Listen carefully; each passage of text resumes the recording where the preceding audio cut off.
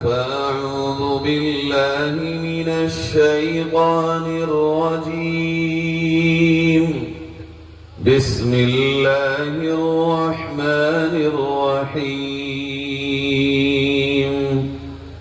إن الله يأمر بالعدل.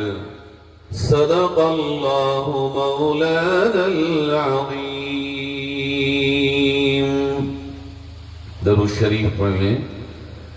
اللهم صل على سيدنا وعلى آل سيدنا ومولانا محمد كما صليت على إبراهيم وعلى آل إبراهيم إنك حميد مجيد. اللهم بارك على محمد وعلى آل محمد كما باركت على إبراهيم وعلى آل إبراهيم إنك حميد مجيد.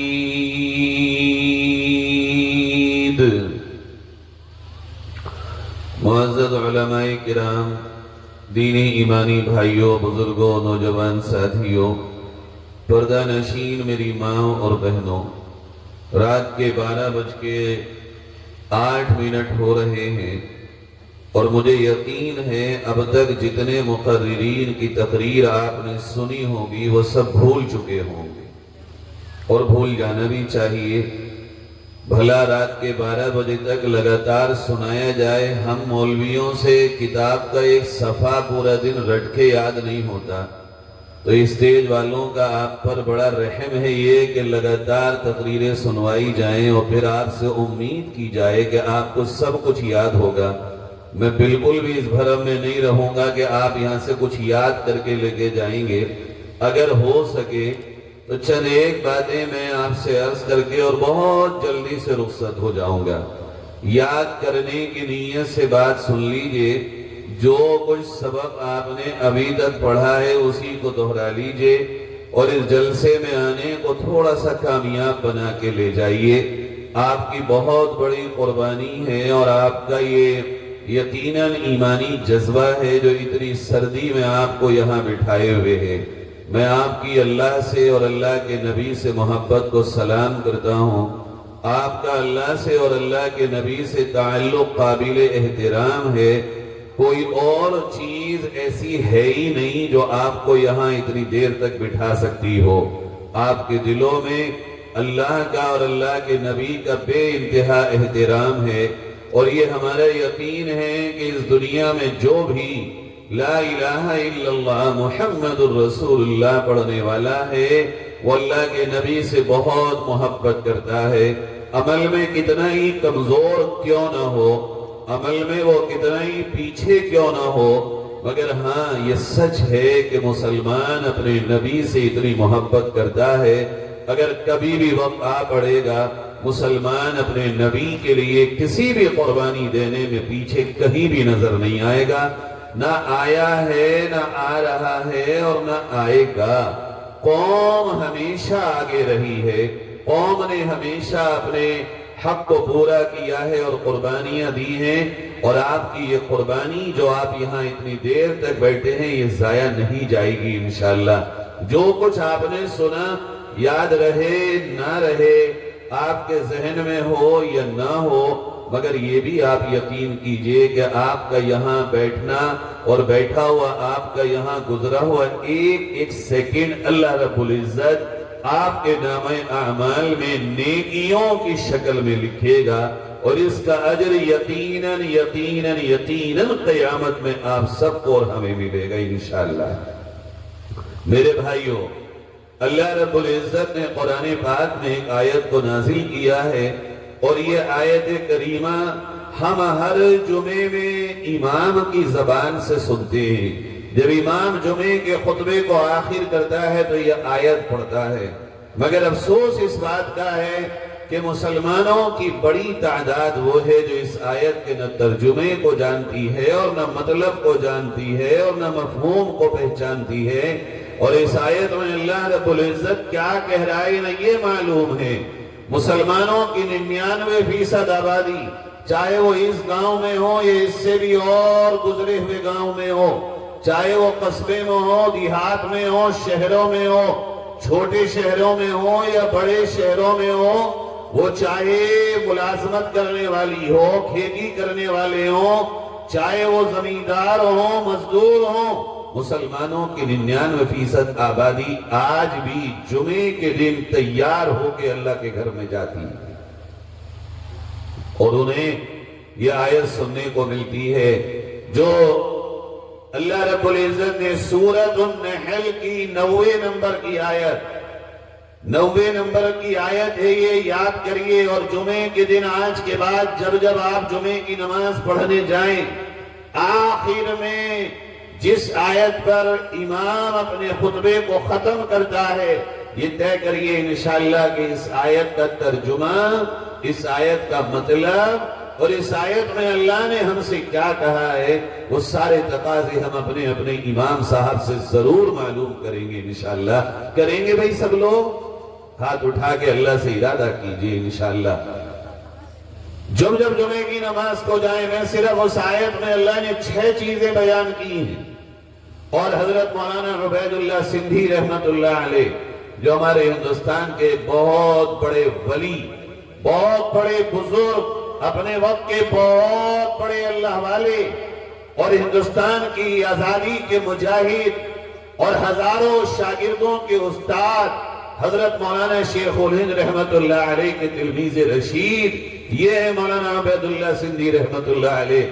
انہوں نے پوری دنیا گھومی، دنیا کے اکثر ملکوں کا دورہ کیا، دنیا کے چپے چپے کو چھانا اور چپے چپے پر سفر کیا، یہاں تک کہ ایک طویل عرصے تک لانگ ٹائم مکہ المکرمہ میں قیام کیا، حرم کی فضاؤں میں رہے، کعبۃ اللہ کی فضاؤں میں رہے، نبی صلی اللہ علیہ وسلم کے روضے کے قریب رہے، اور پھر جب ایک لمبا عرصہ گزر گیا اور ہندوستان واپس آئے تو ہندوستان کے لوگوں سے حضرت نے کہا، میری بات سنو اے ہندوستان کے مسلمانوں، تم صرف قرآن کی سے ایک آیت کی عملی تصویر بن جاؤ، تم قرآن کی اس ایک آیت کے عملی نمونہ بن جاؤ، دنیا مٹانا تو دور ہے، تمہارے ساتھ تمہارے ہی قدموں سے قدم ملا کر چلنا، قدموں سے قدم ملا کر چلنے پہ مجبور ہو جائے گی۔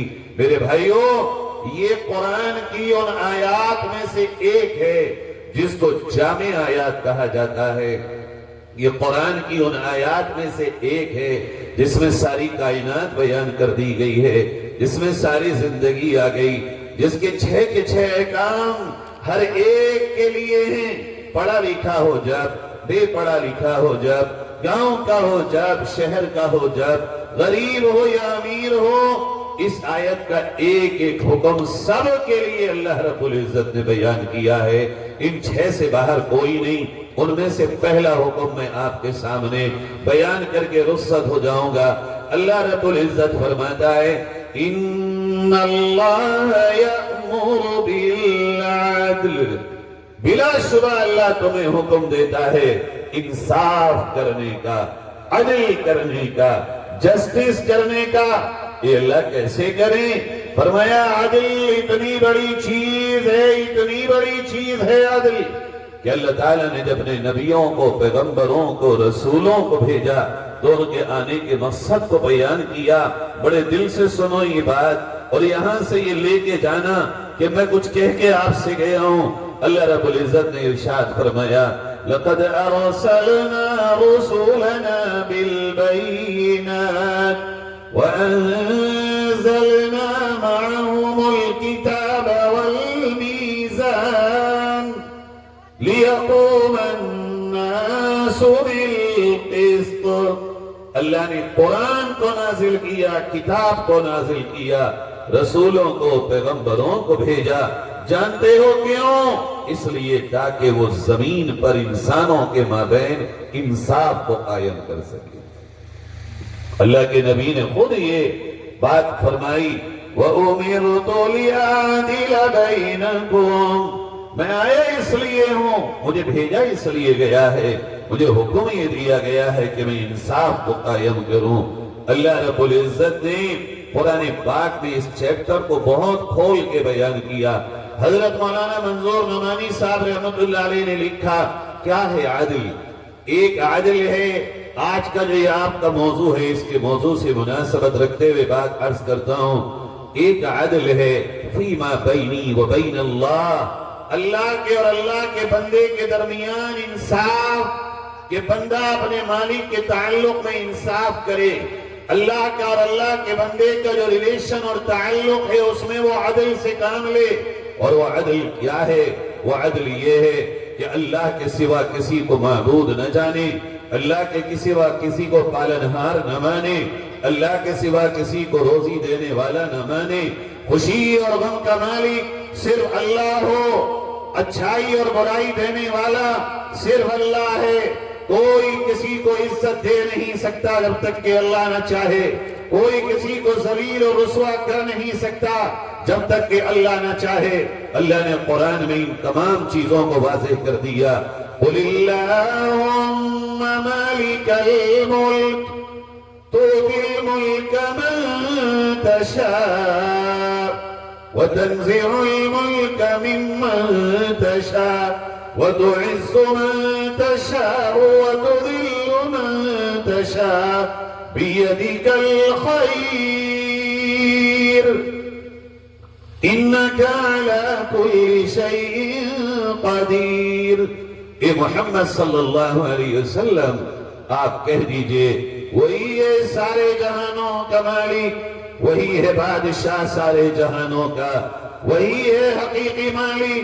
وہ جسے چاہے دنیا میں عارضی بادشاہ بنا دے، وہ چاہے جس کو بادشاہت سے اٹھا کے فقیری کی راہ پہ چلا دے، وہ چاہے جس کو عزت دے، وہ چاہے جس کو ذلت دے.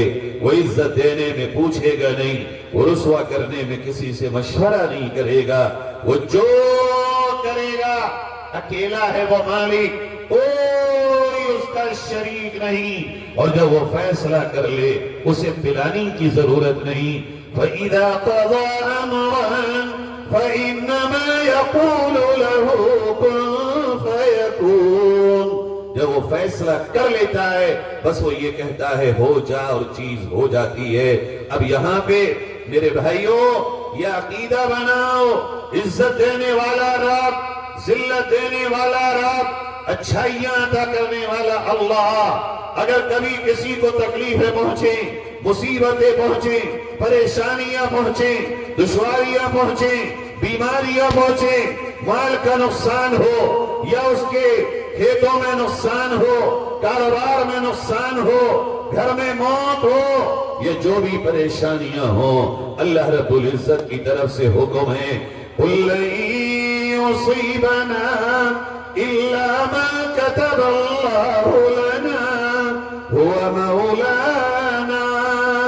کہیے میرے محمد صلی اللہ علیہ وسلم، آپ کہیے ہرگز ہرگز مجھے کوئی مصیبت پہنچ نہیں سکتی سوائے اس کے جو اللہ میرے تقدیر میں نہ لکھ دے. وہی میرا مالک، وہی میرا مولا، اور وہی ہے جس پر سارے ایمان والوں کو بھروسہ کرنا چاہیے. پیارو، یہ ہمارا اور اللہ کے تعلق کا انصاف ہے کہ ہم اس کے آگے جھک جائیں اور مان لیں کہ وہی سب کچھ کرنے والا ہے، اس کے سوا کوئی اس کائنات میں کچھ کرنے والا نہیں ہے. آج ہم غور کریں تو ہمیں اپنے اور اپنے اللہ کے تعلق کے ساتھ انصاف نظر نہیں آتا. ہم اچھائیاں مانتے ہیں لوگوں کی طرف سے ہو گئیں، ہم اچھائیاں مانتے ہیں کہ اللہ کی طرف سے ہو گئیں، مگر ہم برائیوں کا دوش لوگوں کو دیتے ہیں. تو نے مجھے نقصان پہنچایا، تو ہے مجھے دکھ دینے والا، تو ہے میرے راستے کا روڑا بننے والا. مت کہو یہ کہو جو ہوا قدر اللہ ما شاء لی، جو اللہ نے میرے ساتھ چاہا وہ ہو گیا، آئندہ کوئی خراب بات نہ ہو، اس کے لیے ہم محنت کریں اور اللہ سے دعائیں مانگیں۔ یہ بندے کا اور اللہ کے درمیان کے تعلق کا انصاف ہے۔ ایک انصاف بندے کے اور نبی کے درمیان ہو، امتی کے اور نبی کے درمیان ہو، کہ بندہ اللہ کا بندہ نبی کا امتی ہے، وہ مانے کہ میں محمد الرسول اللہ کا امتی ہوں۔ اس کے اوپر حق ہے کہ وہ اپنے نبی سے، اپنے آپ سے، اپنی ماں سے، اپنے باپ سے، اپنے بھائیوں سے، اپنی بہنوں سے، اپنے چچاؤں سے، اپنے تاؤں سے، اپنی کھیتیوں سے، اپنی دکانوں سے، اپنے کاروبار سے، اپنے گھر بار سے، اپنے ہر ایک رشتہ دار سے، دنیا کے ہر تعلق سے زیادہ وہ اپنے دل میں محبت اپنے نبی حضرت محمد مصطفیٰ صلی اللہ علیہ وسلم سے کرے۔ یہ انصاف ہے نبی کا اور امتی کے بیچ کے تعلق کا۔ اور کیوں نہ کرے؟ ایک امتی کے لیے نبی کتنے روئے ہیں، نبی نے ہم سے کتنی محبت کی ہے میرے عزیزوں، ہمیں آپ کو اس کا اندازہ بھی نہیں ہے کہ ہمارے نبی کا ہمارے ساتھ کیا تعلق تھا۔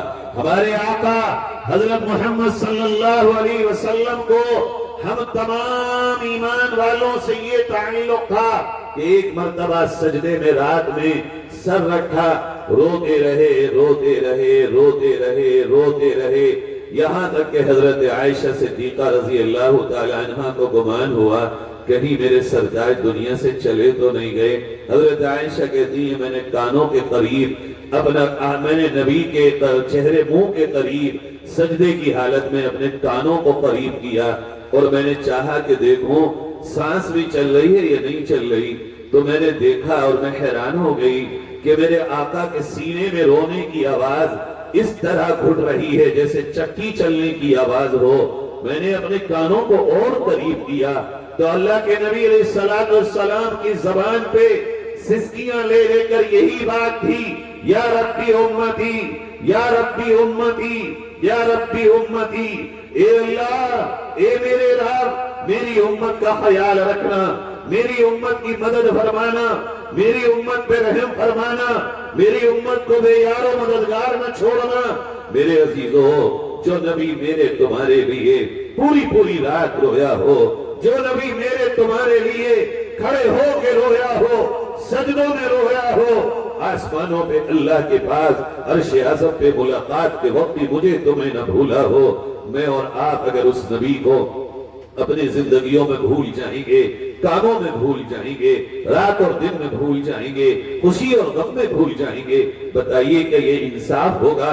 ایک ہستی وہ ہو جو رو رہی ہو، تڑپ رہی ہو اور اس کے پیر سوج گئے ہوں، اور ایک ہم ہوں ہمیں خیال بھی نہ ہو، تو یہ تو انصاف نہیں ہے۔ انصاف یہ ہے کہ تم اپنے نبی سے اتنی محبت کرو، اتنی محبت کرو، اتنی محبت کرو کہ اگر تمہاری نبی کی محبت اور تمہاری دکان ٹکرا جائے تم دکان کو چھوڑ دو، کھیت ٹکرا جائے تم کھیت کو چھوڑ دو، رشتہ دار ٹکرائیں نبی کے تعلق سے اور نبی کی محبت سے، نبی کی محبت کہتی ہو تو اس راستے پہ چل، رشتہ دار کہتے ہو وہ راستہ چھوڑ دے تو رشتہ دار کو چھوڑ دینا مگر نبی کو نہ چھوڑنا۔ ایک طرف تیری دکان پہ کسٹمر کھڑا ہو، تیرے کھیتوں میں کٹائیاں ہو رہی ہو، کھیتوں میں تیرے پانی لگ رہا ہو، تیری لہا کی فصل کھڑی ہو، اور ایک طرف تیرے نبی کی محبت تجھے پکار رہی ہو، تو کھیتی چھوڑ کے چلے آنا۔ رازق تو تیرا رب ہے، آج نہیں تو کل بھی دے گا، مگر ایک بار اپنے نبی کے تعلق سے تو چوک گیا اور تیری یہ رات آخری ہوئی، یہ دن آخری ہوا اور تجھے موقع اگلے دن کا نہ ملا۔ سوچ میرے پیارے، کل اللہ کے سامنے اور نبی کے سامنے حوض کوثر پہ کیا منہ لے کے جائے گا؟ یہ انصاف ہے اللہ کے بندے کے درمیان، اللہ کے اور اللہ کے نبی حضرت محمد صلی اللہ علیہ وسلم کے اور اپنی امت کے درمیان انصاف کرنے والے بنو۔ نہ انصافی کرنے والوں سے اللہ محبت نہیں کرتا، انصاف کرنے والوں سے اللہ پیار کرتا ہے۔ اللہ فرماتا ہے ان اللہ یحب المقسطین، بلا شبہ اللہ محبت کرتا ہے انصاف کرنے والوں سے، اور ایک انصاف ہے بندوں کا بندوں کے درمیان۔ بس اسی بات کو کہہ کے بات ختم کر دوں گا۔ 2 آیتیں اللہ نے قرآن میں بیان کی، بندے بندوں کے ساتھ کیسے انصاف کریں۔ آج یہاں بیٹھے ہوئے جتنے بھائی بزرگ ہیں آپ یہ طے کر لیجئے، قرآن کریم کے اس پیغام کو دل پہ لکھ کے جائیں گے، ہم اللہ کے اور اپنے تعلق میں بھی انصاف کریں گے۔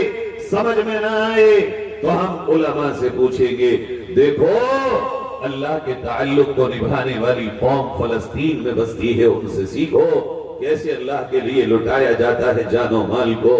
نبی سے اور امتی کے درمیان کیا تعلق ہو، سیکھو ان سے، سمجھو انہیں جنہوں نے سب کچھ اپنا اللہ اور اس کے رسول کے نام پر لٹا دیا، اور ان کی زبانوں پہ شکایت بھی نہیں آئی، جن کے گھر بھی ڈھا دیے گئے ہوں، جن کے گھر ویران کر دیے گئے ہوں، جن کے بچوں کے جنازے اٹھ گئے ہوں، جن کی بہنوں کے جنازے اٹھ گئے ہوں، جن کے بڑے چھوٹوں کے چیتڑے بکھر گئے ہوں، جن کی لاشیں کم زیادہ ہوں، جنازہ پڑھانے والے کم ہوں، جن کی قبریں کھودنے کے لیے ہاتھ ختم ہو گئے ہوں، مشینوں سے قبریں کھودی جا رہی ہوں، جن کے کفن کا کپڑا ختم ہو گیا ہو، جو کھانے میں گھاس کھا رہے ہوں، پینے کو سمندر کا پانی پی رہے ہوں، جو پتے چاپ رہے ہوں، جو بیڑوں کی چھالے کھا کر اپنی زندگی گزار رہے ہوں، اور پھر بھی یہ کہہ رہے ہوں حسبنا اللہ و نعم الوکیل، ہمارا اللہ ہی مالک ہے،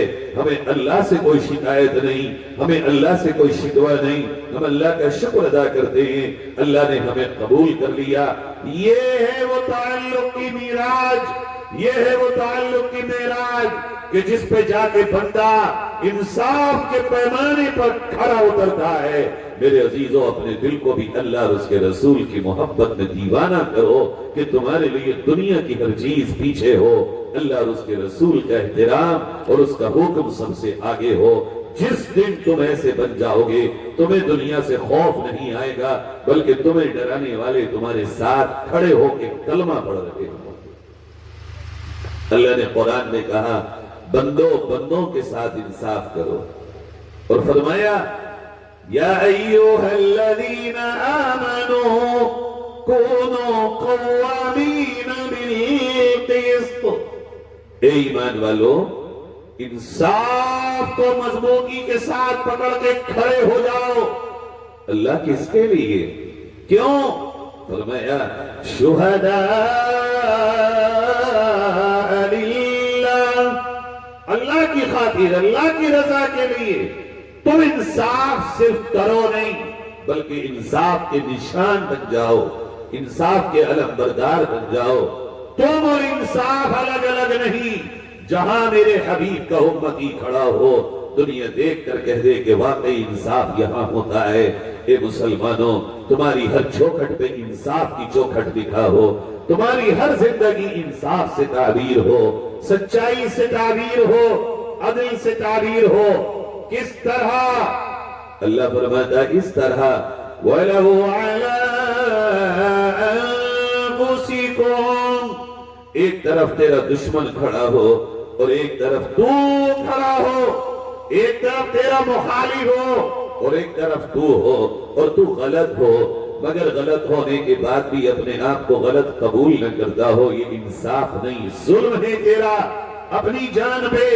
اگر تو نے غلطی کی ہے تو مان لے، معذرت کر لے، ہاں انصاف اسی کا نام ہے۔ تھوڑی دیر کے لیے اگر انصاف کرنے میں تجھے اپنی بے عزتی لگتی ہو قبول کر لے، اگر تجھے اپنی انسٹ لگتی ہو مان جا، انصاف تیرے خود کے خلاف بھی ہو تب بھی تو انصاف کر، یہ اللہ کا قرآن کا۔ آگے کیا کہا؟ اَوِالْوَالِدَيْنِ،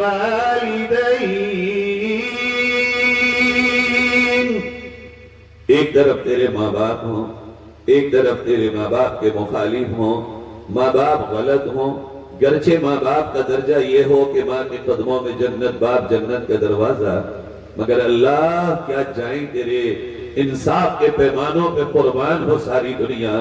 اللہ کہتا تیرے ماں باپ، ہاں ہاں ماں باپ، وہی ماں جس نے تجھے پیٹ میں رکھا، وہی ماں جس نے تجھے 2 سال دودھ پلایا، ہاں وہی ماں جس نے تیرے پیخانے پیشاب کو اٹھایا، ہاں ہاں وہی ماں جس کے لیے کہا گیا کہ اونچی آواز میں بات نہ کر، ہاں وہی باپ جس کے لیے کہا گیا سینہ اکڑ کے کھڑا نہ ہو، تیز بول نہ بول، ماتھے پہ تیرے بل نہ ہو، انہی ماں باپ کے لیے وہی اللہ یہ کہہ رہا ہے اگر تیرے ماں باپ غلط ہوں اور مخالف صحیح ہو تو بات صحیح کہنا گرچہ تیرے ماں باپ کے خلاف ہی کیوں۔ یہ ہے انصاف اسلام کا، اسے کہتے ہیں اسلام کا انصاف نظام، یہ ہے نظام عادل۔ آج ہمارے بیچ سے یہ ٹوٹ رہا ہے، چھوٹ رہا ہے۔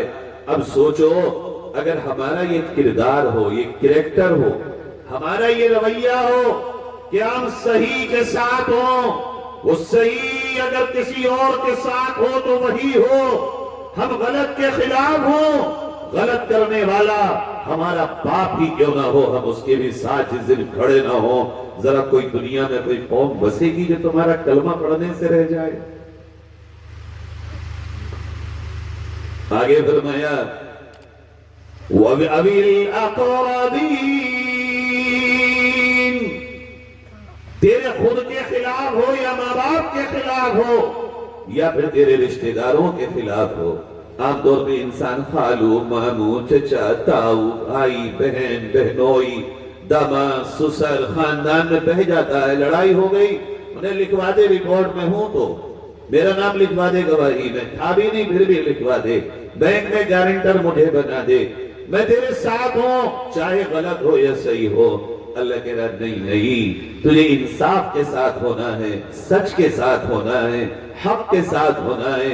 تیرا سگا بہنوئی ہو، سگا پھوپا ہو، سگا خالو ہو، سگا ماموں ہو، تیرا داماد ہو یا سسر ہو، سگا بھائی ہو یا بھتیجا ہو یا بھانجا ہو یا تیرا خاندانی ہو، اگر غلط ہے تو غلط صرف غلط ہوتا ہے، غلط کا کوئی معنی نہیں ہوتا۔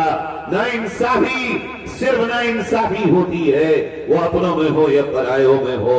اللہ کا قرآن یہ کہتا ہے تجھے صحیح کے ساتھ، حق کے ساتھ اور انصاف کے ساتھ کھڑا ہونا ہے، چاہے وہ انصاف تیرے رشتہ داروں کے خلاف ہی کیوں نہ جاتا۔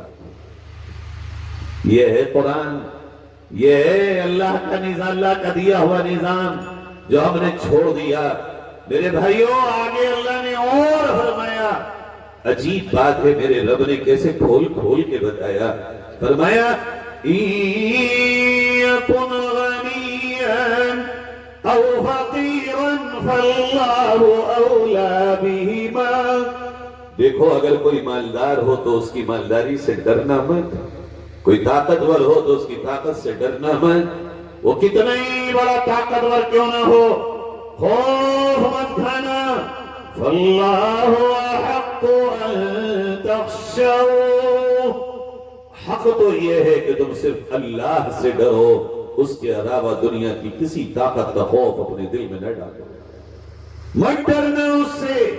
کوئی طاقتور اگر تمہیں طاقت کے بل پہ جھوٹ بلوانا چاہے، ناانصافی کرانا چاہے، کسی پہ ظلم کرانا چاہے، اس کے خوف سے آگے مت بڑھنا، پیچھے ہٹ جانا، اس لیے کہ جس کو آج اللہ نے طاقت دی ہے وہ قادر ہے اس بات پہ کہ کل اس کی طاقت کو ختم کر کے تجھے طاقت دے سکتا ہے۔ اور فرمایا یا کسی غریب پر رحم مت کھانا جھوٹ کے معاملے میں۔ عجیب، میں حیران ہوتا ہوں قرآن کے اس نظام پر۔ اللہ، ہم اگر ایسے مسلمان ہوں، تیرے قرآن کی عملی تصویر ہو تو دنیا نہ بدل جائے۔ اللہ کہہ رہا کسی غریب پہ رحم کھا کے جھوٹ مت بولنا، کسی غریب کی غربت پہ ترس کھا کے نہ انصافی مت کرنا کہ چلو بھئی یہ زمین مالدار کی تھی یا کسی طاقتور کی تھی، یہ تو غریب ہے، لاؤ چھین کے دے دو، نہ۔ اچھا جھوٹ موٹ کا راشن کارڈ بنوا دو، نہ۔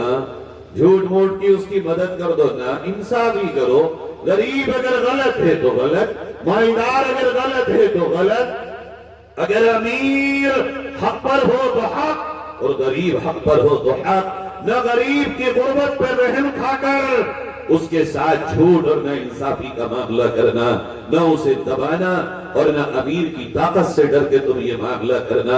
اللہ کہہ رہا ہے اگر تمہیں غریب پہ زیادہ ہی رحم آ رہا ہے تو وہ تم سے زیادہ تو میرا بندہ ہے، میں اس کا مالک ہوں، میں نے اسے پیدا کیا۔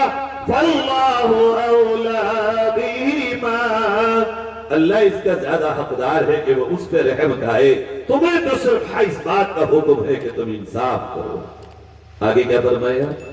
عجیب بات، فَلَا تَتَّبِعُوا الْهَوَىٰ أَن تَعْدِلُوا، اے میرے بندو جب تمہیں کوئی جج بنائے، پنچ بنائے، تمہیں صلح کے بیچ میں بٹھائے، تم 3 لوگ ادھر سے اور 3 لوگ ادھر سے، اگر کسی پنچایت میں بیٹھو میرے بندو اپنے دل کی مت سننا، حق فیصلہ کرنا، ڈنڈی مت مارنا، دل کیا کہہ رہا ہے، دل کس طرف مائل ہے، اپنے دل کو اس میں نہ آنے دینا، خواہش کو اس میں آڑے نہ آنے دینا، بلکہ انصاف کرنا، جو انصاف ہو چاہے ادھر ہو یا ادھر ہو، تم نہ انصافی مت کرنا دل کی سن کر۔ اور آگے فرمایا وَإِن تَلْوُوا أَوْ تُعْرِضُوا، بعض لوگ کرتے ہیں نا ادھر کی بھی کہہ دو اور ادھر کی بھی کہہ دو، لاوے ملی بھی کہہ دو، دونوں خوش۔ اللہ کہہ رہا ہے نہ میرے بندو، یہ بھی نہیں، ملاوٹ والی بھی نہیں، ادھر ادھر دونوں کی نہیں، کھرا کھرا ہے، کھوٹا کھوٹا ہے، ملاوٹ باغ نہیں بنو گے، جو صحیح ہے پہلے اس کو صحیح کہو، دونوں کو خوش کرنے کے لیے ملاوٹ کی بات مت کہو، چھانٹ کر کے بات کو رکھو، یہ صحیح ہے اور یہ غلط ہے۔ انصر اخاک ظالما او مظلوما، نبی نے کہا مدد کرو اپنے بھائی کی، خواہ وہ مظلوم ہو یا ظالم ہو، مظلوم ہو تو ساتھ کھڑے ہو جاؤ، ظالم ہو تو ظلم کا ہاتھ پکڑ کے اسے ظلم سے روکو۔ ایک کیا ہوتا ہے، آخری بات اس آیت میں بیان کی گئی کہ لوگ کہتے ہیں نہ میں اس میں پڑھتا نہ اس میں پڑھتا، میں کسی کی گھڑی میں پیر ہی نہیں ڈالتا، میں کیوں چکر میں پڑھوں، آج کا دور ہے کیا چکر میں پڑھنے کا؟ اللہ کہہ رہے نہ، یہ بھی نہیں ہو سکتا۔ اگر تم پنچ کی حیثیت میں ہو، گواہی دینے کی حیثیت میں ہو، اگر تم جج بن رہے ہو، اگر تم صلح کمیٹی میں ہو، اگر تمہیں بات کا علم ہے، بولنا پڑے گا، تم بچ کر کے نکل نہیں سکتے ہو کہ نہ ادھر کی کہوں نہ ادھر کی، اور میں کیوں بیچ میں ٹانگ اڑاؤں، حق تم پر لازم ہے، جو حق ہے وہ حق کہو، سچ کہو۔ یہ ہے قرآن کا وہ آئینہ جو اللہ نے قرآن کی اس خطبے والی آیت کے پہلے ٹکڑے میں کہا۔ اور آگے اسی طرح کے مضمون کو ایک آخری بات کے طور پہ بیان کر کے بات کو ختم کرتا ہوں۔ اللہ نے کہا اے میرے بندو، ایمان والو انصاف کو پکڑ کے کھڑے ہو جاؤ، اور کس طرح کھڑے ہو؟ وَلَا يَجْرِمَنَّكُمْ شَنَآنُ قَوْمٍ عَلَىٰ أَلَّا تَعْدِلُوا اعْدِلُوا هُوَ أَقْرَبُ لِلتَّقْوَىٰ، اگر ایک طرف تمہاری دشمن قوم کھڑی ہو اور دوسری طرف تمہاری اپنی قوم کھڑی ہو، ایک طرف مذہب کی دشمن ہو، ایک طرف تمہارے اپنے ہم مذہب ہو، اپنی قوم، اپنی برادری، اپنا قبیلہ، اپنا خاندان، اپنا گاؤں، اپنا محلہ، اپنا شہر اگر غلط ہو، برادری کے نام پر، قبیلے کے نام پر، گاؤں کے نام پر، قصبے کے نام پر، محلے کے نام پر غلط کا ساتھ مت دینا۔ اگر دوسرا گاؤں والا حق پہ ہو، دوسری برادری کا حق پہ ہو، دوسرے مذہب کا حق پہ ہو، دوسرے محلے کا حق پہ ہو، حق کے ساتھ کھڑے ہو جانا، یہ اللہ کا قرآن کہتا ہے۔ ایک واقعہ سناتا ہوں اسی آیت کی تفسیر کی روشنی میں۔ سہارنپور میں اس وقت کے مظفر نگر میں ایک قصبہ ہے کاندھلا، جہاں سے تبلیغی جماعت کے بانیین کا آغاز ہوا۔ حضرت جی مولانا الیاس صاحب رحمۃ اللہ علیہ وہیں کے تھے۔ کاندھلا میں ایک مسجد اور مندر کا جھگڑا پڑ گیا۔ میں کردار دکھا رہا ہوں، اگر آج بھی ہم ایسے ہوں تو اس ملک میں جھگڑے نہیں ہوں گے۔ ہم نے اپنے آپ کو پیش نہیں کیا، ہم نے اپنے آپ کو اس ملک کی قوم کے سامنے رسول اللہ کا سچا امتی بنا کے پریزنٹ نہیں کیا، اگر ہم کر لیں آج بھی لوگ ہمارے ساتھ وہی رویہ اختیار کریں گے۔ اگر ہم سچے مسلمان بن کر اس ملک کے سامنے کھڑے ہوں، نفرت مٹانے والے لمحوں میں ختم ہو جائیں گے اور تمہارے گیت گانے والے ہر گلی چوراہے پہ کھڑے ہوں۔ وہاں مقدمہ گیا سہارنپور کی عدالت میں، انگریز کی عدالت میں، قریب تھا کہ کاٹ مار ہو جائے۔ جج نے پوچھا بھئی یہ بتاؤ کوئی آدمی ایسا بھی ہے جو گواہی دے اور تم سب اس کی بات مان لو؟ تو ہندو پکش نے کہا کہ ہمارے گاؤں میں کاندھلا میں ایک مولانا مظفر حسین صاحب ہیں، وہ بڑے ایماندار اور سچ بولنے والے آدمی ہیں، اور ان کے پرکھے جانتے ہیں یہ جگہ کس کی ہے اور وہ بھی جانتے ہیں۔ اگر وہ یہ کہہ دیں گے یہ جگہ مسجد کی ہے تو ہم چھوڑ دیں گے، اور اگر وہ یہ کہیں یہ جگہ مندر کی ہے تو مسلمان چھوڑ دیں۔ جج نے مسلمانوں سے پوچھا بتاؤ تمہاری کیا رائے ہے؟ کہا جی بالکل ہم بھی ماننے تیار ہیں۔ مسلمان تو اس خواب میں مولوی اور مسجد کی مخالفت کرے گا، یہ تو مولوی آدمی ہے، یہ کیسے کہہ دیں گے یہ مندر کی جگہ ہے؟ جج نے اپنے 2 کارندے کاندھلا بھیجے اور کہا جاؤ مولانا کو بلا کے لاؤ۔ جب مولانا کے پاس یہ گئے تو مولانا نے کہا میں انگریز جج کی عدالت میں نہیں جاؤں گا، میرے اکابر، میرے بزرگ، میرے علماء دیوبند تو انگریزوں سے جہاد کر رہے ہیں، میں انگریز کی عدالت میں کھڑا نہیں ہوں گا۔ وہ واپس آ گئے، انہوں نے جج سے کہا، جج نے پھر بھیجا اور کہا جاؤ ان سے کہو کہ اپنی شرط رکھیں مگر آ جائیں۔ تو حضرت نے کہا ٹھیک ہے میں کھڑا تو ہوں گا مگر میں پیٹ کر کے کھڑا ہوں گا، یا جج کے اور میرے درمیان پردہ ڈال دیا جائے۔